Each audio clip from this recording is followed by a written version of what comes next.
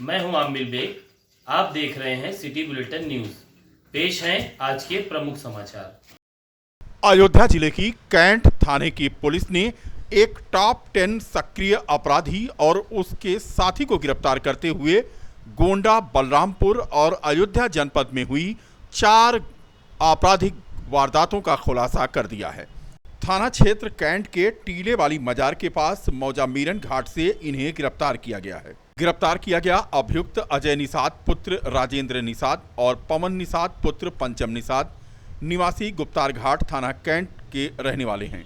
इनके पास से पुलिस ने 2 अदद तमंचा, एक 12 बोर व एक 315 बोर और 3 जिंदा कारतूस, एक मुठभेड़ में अभियुक्त द्वारा की गई फायरिंग में मिस कारतूस और विभिन्न जनपदों से लूटी गई लगभग 70,000 की धनराशि और एक सोने की माथे की बिंदिया जिसकी कीमत करीब 15,000 रुपये है, बरामद की गई है। एसएसपी शैलेश पांडे ने आज बताया कि गिरफ्तार किया गया एक अभियुक्त टॉप 10 अपराधी है और उसकी हिस्ट्री सीट है। उन्होंने यह भी बताया कि इनके खिलाफ अयोध्या, बलरामपुर और गोंडा में मुकदमे दर्ज हैं। फिलहाल अभियुक्तों को गिरफ्तार करके उन्हें जेल भेजा जा रहा है। चोरी की और लूट की 4 वारदातों का खुलासा हो गया है।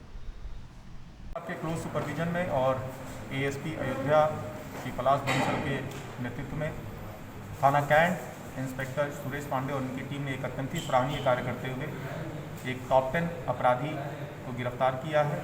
उसके साथ साथ उसका एक साथी जो हिस्ट्री शीटर है उसको गिरफ्तार किया है। इन दोनों अपराधियों की गिरफ्तारी पे 4 अज्ञात मामलों का खुलासा हुआ है, जिसमें 2 लूट की घटनाएं जनपद गोंडा की, 1 लूट की घटना जनपद बलरामपुर की और 1 वाहन चोरी की घटना जनपद अयोध्या के थाना रौनाही की। बताना चाहूँगा कि फरवरी माह में थाना मनकापुर में एक महिला जो बैंक से कैश निकाल कर जा रही थी, उसके साथ कैश की छिनैती इन अपराधियों ने की थी। उसके कुछ ही दिन बाद जनपद बलरामपुर के थाना सदुल्ला नगर क्षेत्र में एक व्यापारी से 50,000 रुपये की लूट इन्होंने की। कोविड-19 का प्रकोप लगातार बढ़ता जा रहा है। ट्रेन के रास्ते जनपद में पहुंच रहे रेल यात्रियों के साथ दूसरे शहरों से जनपद में बड़ी संख्या में कोरोना पहुंच रहा है, लेकिन स्वास्थ्य विभाग व रेल प्रशासन जनपद में आसन्न इस खतरे की लगातार अनदेखी कर रहा है। सबसे बड़ी लापरवाही तो स्वास्थ्य विभाग कर रहा है। स्वास्थ्य विभाग की टीम प्रातः दिल्ली एक्सप्रेस ट्रेन से आने वाले यात्रियों की कोरोना जांच करती है। इसके बाद यहां पर सन्नाटा छा जाता है। किसी भी ट्रेन में आने जाने वाले रेल यात्रियों की कोई स्वास्थ्य जांच नहीं हो रही है। टीम के सदस्य रेलवे स्टेशन से फैजाबाद दिल्ली एक्सप्रेस के जाते ही रफू चक्कर हो जाते हैं। फैजाबाद रेलवे स्टेशन से होकर लगभग 1 दर्जन अप व डाउन यात्री ट्रेनों का प्रतिदिन संचालन हो रहा है। इससे सैकड़ों यात्री फैजाबाद रेलवे स्टेशन पर पहुंच रहे हैं। यही नहीं, बड़ी संख्या में लोग अन्य स्टेशनों के लिए सफर करते हैं, किंतु रेल से आने वाले इन यात्रियों की कोरोना जांच कराने के मामले में स्वास्थ्य विभाग लापरवाही बरत रहा है। प्रदेश नेतृत्व के निर्देश पर माध्यमिक शिक्षक संघ चेतनारायण गुट ने संयुक्त शिक्षा निदेशक कार्यालय पर मंडलीय समस्याओं के साथ प्रदेशीय नेतृत्व के निर्देश पर शिक्षा सेवा अधिकरण की स्थापना पर रोक, नई पेंशन योजना, तदर्थ शिक्षकों के विनियमितीकरण, विषय विशेषज्ञ के कार्य अवधि के अवशेष के भुगतान और शिक्षक संगठन और सरकार के बीच हुए समझौते के क्रियान्वयन की मांग को लेकर प्रतीकात्मक धरना करते हुए संयुक्त शिक्षा निदेशक को ज्ञापन सौंपा है। इस अवसर पर माध्यमिक शिक्षक संघ के प्रदेश अध्यक्ष चेतनारायण सिंह, वरिष्ठ नेता नरेंद्र कुमार सिंह मौजूद रहे। इस अवसर पर चेतनारायण सिंह ने पत्रकारों से कहा कि सरकार शिक्षा को लेकर उदासीन है। उन्होंने आरोप लगाया कि 9 मार्च 2019 को सरकार और संगठन के बीच 5 बिंदुओं पर सहमति के उपरांत सरकार ने वादा खिलाफी की है।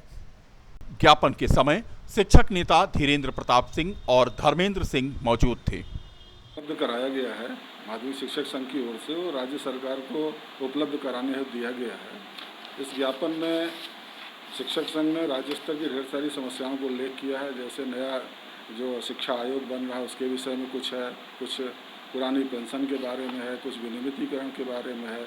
इस तरह से जो नीतिगत ढेर सारी समस्याएं उनके विषय में इन्होंने हमें ज्ञापन उपलब्ध कराया है और मैं यथासमय ज्ञापन यथास्थान उत्तर प्रदेश माध्यमिक शिक्षक संघ प्रदेश सरकार के समक्ष जो बातें 9 मार्च 2019 को हुई थी, जिन पर सहमत बनी थी और तत्काल अभी फरवरी के सत्र में जो उन्होंने शिक्षा सेवा अभिकरण बनाया है उसको समाप्त करने के संबंध में यह ज्ञापन मुख्यमंत्री के नाम दिया गया है। सेवा प्राधिकरण के माध्यम से सरकार प्रदेश के बेसिक से लेकर डिग्री कॉलेज तक के अनुदानित विद्यालय के शिक्षकों कर्मचारियों को न्यायालय के निर्णय प्राप्त करने अर्थात हाई कोर्ट जाने से बाधित कर दिया है कि अब किसी भी दशा में अगर वो पीड़ित होते हैं तो हाई कोर्ट नहीं जा सकते, उन्हें शिक्षा प्राधिकरण में अपने बात को रखना पड़ेगा। कोरोना के बढ़ते मरीजों की संख्या को देखते हुए शासन प्रशासन भी पूरी तरह मुस्तैद नजर आ रहा है। कोरोना मरीजों की संख्या में इजाफे के दृष्टिगत रखते हुए प्रशासन ने मंदिरों में दर्शन पूजन के लिए तो गुरुद्वारा में अरदास के लिए तथा मस्जिदों में नमाज अदा करने के लिए 5 की संख्या का आदेश जारी किया है। पिछले वर्ष की भांति इस वर्ष भी अयोध्या के प्रसिद्ध रामनवमी मेले व रमजान पर कोरोना का साया मंडरा रहा है। कोरोना के सेकेंड वेव में बढ़ते संक्रमण को लेकर जिला प्रशासन लोगों को भीड़भाड़ से बचने की अपील कर रहा है। वहीं अयोध्या के मठ मंदिरों और मस्जिदों के धर्मगुरुओं ने भी लोगों से अपील की है कि वे भीड़भाड़ से बचें। मंदिरों में पूजा अर्चना करने के लिए केवल 5-5 के ग्रुप में ही जाएं। उससे ये होगा कि जो हमारा इस जो है आपका क्षेत्र का जो नवरात्र है, जो श्री राम नवरात्र है, अयोध्या में भी लोग दर्शन करेंगे तो लोग आवें दर्शन करें, लेकिन जैसा कि 5-5 की संख्या में जाएं। कोई ज़रूरी नहीं है कि हम भीड़ भाड़ इलाकों में जाएं, और अगर हम भीड़ भाड़ वाले इलाकों में जाते भी हैं तो हम अपने को सुरक्षित करके जाएं, सैनिटाइज कर लें, मास्क लगा लें। हम दिन भर चलें कोई दिक्कत नहीं, लेकिन अगर आवश्यक ना हो तो हम तो चाहेंगे कि जैसे बाल हैं, वृद्ध हैं, रोगी हैं, ये तो घर से ना निकले और एक 25 से 30 के टेम्परेचर में रहें और गर्म जल का सेवन करें। जैसा कि डॉक्टरों का भी मत है कि अगर गर्म जल का सेवन सुबह शाम होता है तो वो जो इसके वायरस हैं कोरोना के, तो वो काफ़ी हद तक जो है नष्ट हो जाते हैं। और ऐसी स्थिति में सरकार द्वारा जो चलाई गई है कि वैक्सीन लगना चाहिए, तो लोग जो 45 साल से अधिक हैं, जो सेवा में हैं सरकारी, या जो गंभीर बीमारियों से ग्रसित हैं, भले उनकी उम्र कम हो ज़्यादा हो, लेकिन वो जा कर के प्राथमिक स्वास्थ्य केंद्र में या अपने नज़दीकी चिकित्सालय में जा कर के वो उसका टीका अवश्य लगवाएं। सभी से अनुरोध है कि अपनी पारी का इंतज़ार करें और टीका लगाएं। हमने भी लगवाया है श्री राम हॉस्पिटल में, और लोगों से हम कहते हैं कि भाई कम से कम आप लोग जा कर के एक अपना ऑनलाइन बुकिंग करा के आधार कार्ड से और टीका अवश्य लगाएं। शाह मस्जिद के पेश इमाम मौलाना शमसुल कमर कादरी व बहू बेगम मकबरा के मुतवल्ली अशफाक हुसैन जिया ने भी आवाम से अपील की है कि वो कोरोना के दृष्टिगत संक्रमण को लेकर भीड़ भाड़ इकट्ठा ना करें। मस्जिद में 5-5 के ग्रुप में जाकर नमाज अदा करें तथा साथ ही जब मस्जिद में नमाज अदा करने जाएं तो मास्क जरूर लगाएं, हाथों को सैनिटाइजर करें और सोशल डिस्टेंसिंग का पालन करें। दरअसल कल यानी 13 अप्रैल से नवरात्र शुरू हो रहा है और इसी नवरात्रि के आखिरी में भगवान राम का जन्मोत्सव यानी रामनवमी भी मनाया जाना है। रमज़ान शरीफ का महीना बिल्कुल करीब है। आज चांद नज़र आ गया तो नमाज तरावी आज से शुरू हो जाएगी, और अगर नहीं चांद नज़र आया तो फिर कल नमाज तरावी होगी, परसों का पहला रोज़ा होगा। इस सिलसिले में हमारी अपील ये है कि लोग रमज़ान शरीफ का खैर मकदम करें, एहतराम करें और फिर कसरत के साथ इबादत, रियाज़त, तिलावत, ज़िक्र व अज़कार करें। अल्लाह से दुआ करें ताकि चैन व सुकून पैदा हो, बढ़ता हुआ वायरस ख़त्म हो जाए, मुल्क में हमारे और पूरी दुनिया में चैन व सुकून पैदा हो। मेरी तमाम इमाम बाड़ा जवाहर अली खान, जैसा कि आप लोग जानते हैं इस बार कोरोना और इफ़ेक्टिव होके आया है। इससे बचने के लिए सरकार की गाइडलाइन का पालन करना बहुत ही ज़्यादा ज़रूरी है, मास्क पहनना बहुत ज़्यादा ज़रूरी है। आगे रमज़ान मुबारक है। मैं अपने सभी मोमिनीन से गुजारिश करना चाहता हूँ कि वो मस्जिदों में 5-5 करके मस्जिदों में नमाज़ पढ़ने आएँ, और बच्चे और बुज़ुर्ग मस्जिदों में ना आए तो बेहतर होगा। घरों पे अपनी इबादत करें। पंचायत चुनाव के लिए चुनाव प्रचार काफी तेज हो गया है। पंचायत चुनाव के इस महासमर में उतर चुके प्रत्याशी मुकाबले में विजयी होने के लिए हर हथकंडे अपना रहे हैं। मसौदा ब्लॉक के भावी प्रत्याशी के रूप में क्षेत्र पंचायत यानी बीडीसी का चुनाव लड़ रहे युवा प्रत्याशी नरेंद्र मिश्र ने आज करीब आधा दर्जन गांव का तूफानी दौरा किया और क्षेत्र की जनता से सहयोग की अपील की। बता दें कि जिला पंचायत सदस्य प्रत्याशी हों या क्षेत्र पंचायत सदस्य या फिर ग्राम प्रधान की, सभी मतदाताओं को अपने अपने तरीके से लुभाने में एड़ी चोटी एक कर दे रहे हैं। क्षेत्र पंचायत सदस्य बीडीसी सरियावा प्रथम से वार्ड नंबर 2, 3, 4 के भावी ब्लॉक प्रमुख प्रत्याशी मसौदा से नरेंद्र मिश्र अपने समर्थकों के साथ चुनावी रण में उतरकर घर घर जाकर जनसंपर्क में लगे हैं। उनके समर्थन में उनके सहयोगी भी जुटे हुए हैं। आज उन्होंने पूरे बेलदार, मिसरौली, बलजोर, पूरे रंजीत, पूरे राम सहाय, दिलासी आदि क्षेत्रों में धुआंधार प्रचार करके लोगों से जन सहयोग मांगा है। उनके साथ जनसंपर्क करने वालों में मुख्य रूप से उत्तीर्ण दुबे, आलोक पाठक, मोनू यादव, आकाश पांडे आदि मौजूद रही। खास बात तो यह थी कि वह जिधर भी प्रचार के लिए जा रहे थे, क्षेत्र के लोग खुद ही उनकी अगवानी करते हुए अपना आशीर्वाद दे रहे थे। नरेंद्र मिश्रा नाम है। मसौदा ब्लॉक से हम जो है क्षेत्र पंचायत लड़ रहे हैं सरियावा वार्ड नंबर 2 से 5, 4 में। और हमारा क्षेत्र पंचायत लड़ने का मकसद यही है कि हम अपने क्षेत्र में विकास कर सकें। क्या प्राथमिकताएं हैं कि जिनको लेकर आप जनता के बीच में? हमारी प्राथमिकताएं ये है कि जो जनता के बीच में अभी तक नहीं हुआ है, जिस पद के लिए हम लड़ रहे हैं, उस पद को पाने के बाद अपने क्षेत्र में विकास पूरी तरह से हम फैलाना चाहते हैं, न कि हम पैसे के लिए चुनाव लड़ रहे हैं। क्या रही है प्रमुख समस्याएं आपके क्षेत्र में? हमारे यहाँ की प्रमुख समस्याएं यही है, न सड़क है, न नाली है, न खड़ंजा लगा, न लाइट व्यवस्था है। और यहाँ लगभग 20 साल से प्रमुख हमारे यहाँ रह चुके हैं बहुत ही लोग, जो कि यहाँ कोई काम प्रमुख निधि से नहीं हुआ है। क्या करेंगे? आपको जनता अगर चुनती है तो क्या करेंगे? अगर जनता हमारा साथ देती है और जनता यहाँ से हमको चुन के मसौदा ब्लॉक तक पहुँचाती है, तो हम इनके लिए जो हर संभव प्रयास है, सड़क, खड़ंजा, नाली, जो कुछ भी है, मैं उसको करने के लिए तैयार हूँ।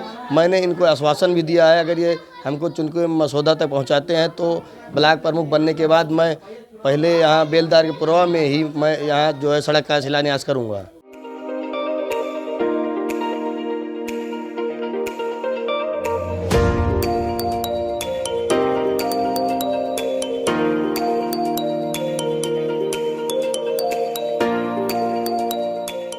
मसौदा द्वितीय क्षेत्र से भारतीय जनता पार्टी के समर्थित उम्मीदवार गिरीश कुमार पांडे डिप्पुल ने सोमवार को क्षेत्र के विभिन्न गांवों का भ्रमण कर चुनाव में जनता से सहयोग की अपील की। जिला पंचायत सदस्य प्रत्याशी श्री पांडे ने क्षेत्रवासियों से कहा कि अगर उन्हें मौका मिला तो वो क्षेत्र का सर्वांगीण विकास करने में वह कोई कोर कसर नहीं छोड़ेंगे। बता दें कि इससे पहले भी गिरीश कुमार पांडे उर्फ डिप्पुल जिला पंचायत सदस्य रह चुके हैं और एक बार पहले उनकी पत्नी आशा पांडे भी चुनाव जीत चुकी हैं। डिप्पुल पांडे का मुकाबला इस बार समाजवादी पार्टी के प्रत्याशी राजा मान सिंह से है।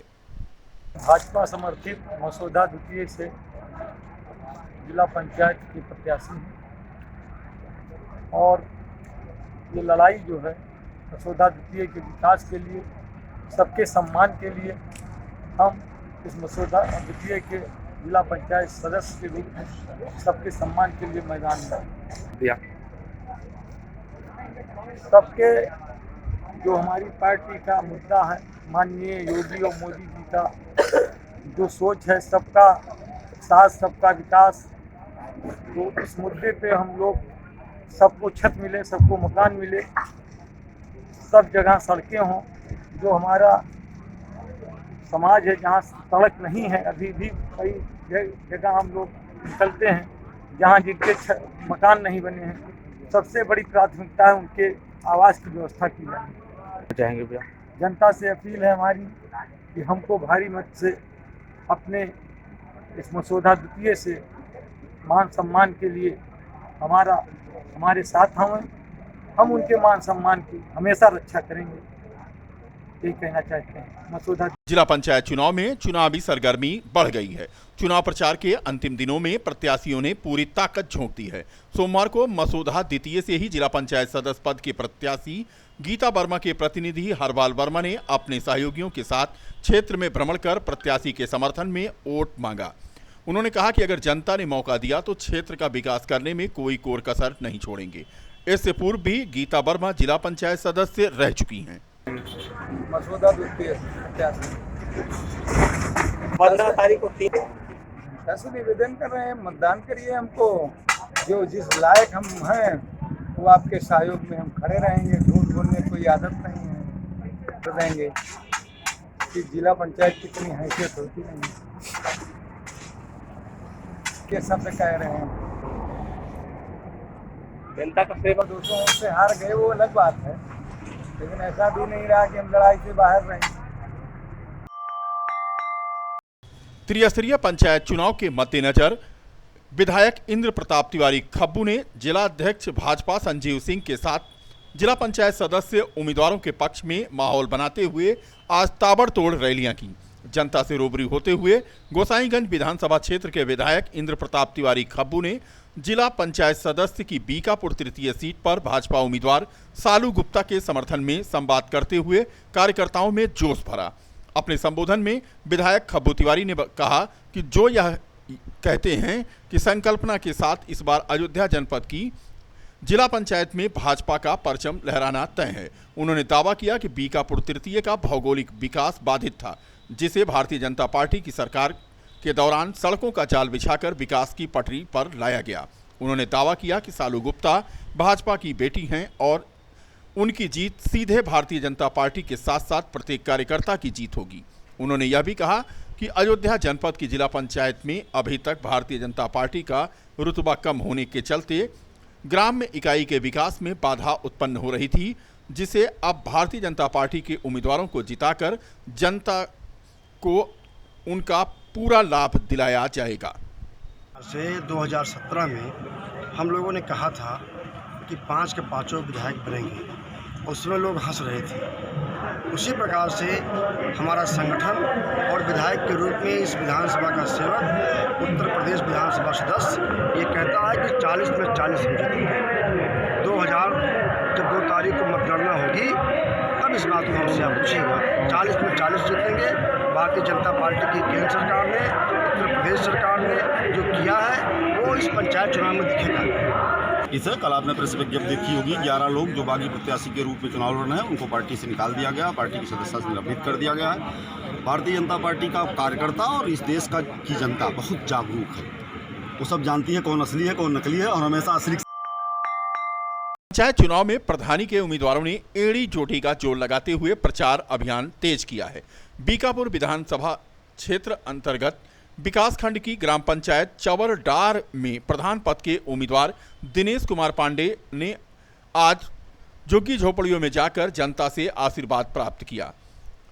गांव के सर्वांगीण विकास के लिए कृत संकल्पित दिनेश कुमार ने दावा किया कि आने वाले समय में शासन की तमाम परियोजनाओं के सही क्रियान्वयन को वो अपनी प्राथमिकता बनाएंगे। सहयोग करना और इनके दुख दर्द में हमेशा खड़ा रहना।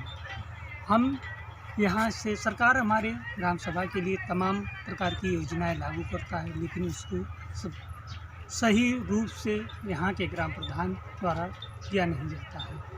यहाँ भ्रष्टाचार व्याप्त है। भ्रष्टाचार समाप्त करना, गरीब लोगों के लिए उनके आवास बनवाना, तमाम प्रकार की योजनाओं को सही के उद्देश्य से लागू करवाना, यही मेरा प्रथम और अंतिम। हरनटीनगंज ब्लॉक क्षेत्र के भाऊपुर गांव में अचानक हुई 4 मौतों के बाद सोमवार को डीएम और एसएसपी सहित जिले के आला अधिकारियों ने गांव का दौरा किया। जिलाधिकारी ने कहा कि कोरोना गाइडलाइन के पालन में किसी तरह की कोताही बर्दाश्त नहीं होगी। प्रभारी चिकित्सा अधिकारी डॉक्टर डीएन द्विवेदी ने बताया कि 2 दिन में की गई 183 लोगों की जांच में 24 लोग पॉजिटिव पाए गए हैं और उन्हें घरों में ही होम क्वारंटाइन कर दिया गया है तथा गांव को सील करके आवश्यक कार्रवाई की जा रही है।